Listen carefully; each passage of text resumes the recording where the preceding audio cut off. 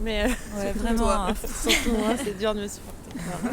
Non, je veux dire, en gros, on s'est rencontrés par un projet commun à la base, qui est Omar à Lyon. Et du coup, on a tout de suite eu quand même des affinités assez fortes, enfin, c'est mon point de vue.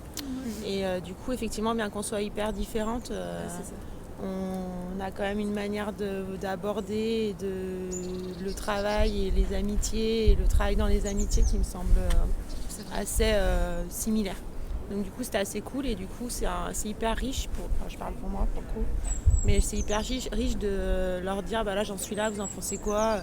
On est moins seuls et focus dans nos emmerdes et du coup, c'était trop bien.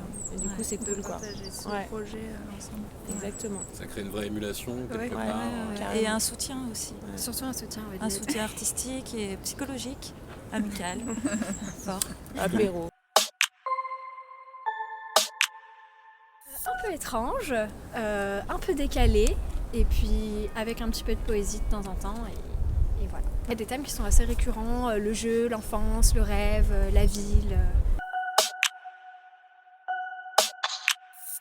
Je reviens au vintage, du coup voilà, je me sers beaucoup de documents des années 50, 60.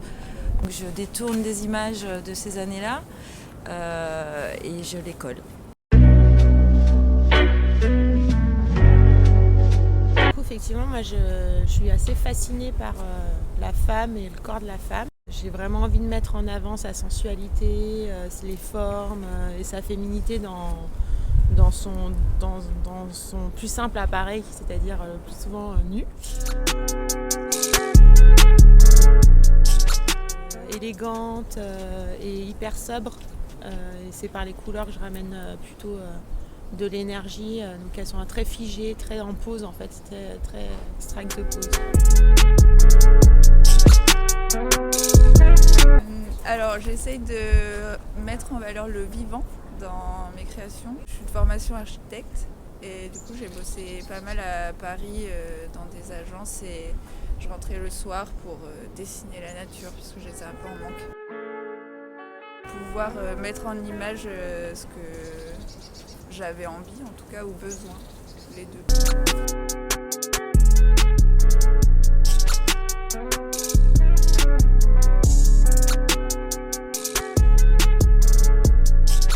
J'ai vraiment plus kiffé prendre comme une toile. Jamais travaillé sur une porte. J'aime bien travailler les textures. J'ai peint une porte sur une porte en recto verso. Et l'idée c'était qu'en recto, c'était l'idée d'une porte un peu terrain d'expression.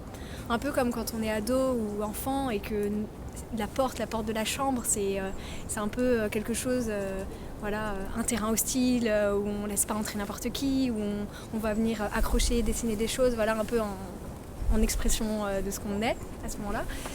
Et en fait en verso, j'ai un truc un peu pas en contradiction, mais en contraste en tout cas, où on n'est plus du tout dans quelque chose d'hostile, mais plutôt dans une scène hyper réconfortante, hyper douce, avec deux petits personnages full love. Là on était sur un format assez cool, où c'est assez confortable, un peu à l'échelle de mon corps quoi. Donc du coup je me suis dit je vais lui faire un bon gros sein bien chargé de lait et puis un visage bien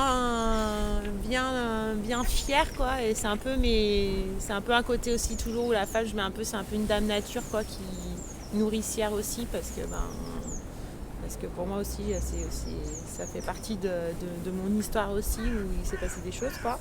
Et du coup je trouvais ça cool de travailler comme ça, hyper géométrique, hyper propre entre guillemets du mieux que je pouvais quoi. Et d'avoir ce côté hyper fier qui levait la tête vers le ciel, vers le haut. J'ai l'habitude de travailler en petit format. Du coup, j'ai été super impressionnée de recevoir cette porte. Et j'ai pris l'objet en tant que tel. J'ai fait mes petits travaux de mon côté, un agrandissement. Et la porte, j'ai laissé brute parce que c'est l'objet, c'est l'époque. J'y ai imposé donc mon image qui parle aussi de liberté. enfin en tout cas à mon sens. Sur le symbolisme dans le sens où c'est une porte vers un nouveau monde, peut-être une invitation au voyage. Non, mais se dire toujours, pour moi il y a une envie de m'échapper des fois de ce monde et cette densité quotidienne vers quelque chose de plus apaisant, très naturel. Du coup là j'ai pris un train et je suis partie dans les nuages quoi. Voilà.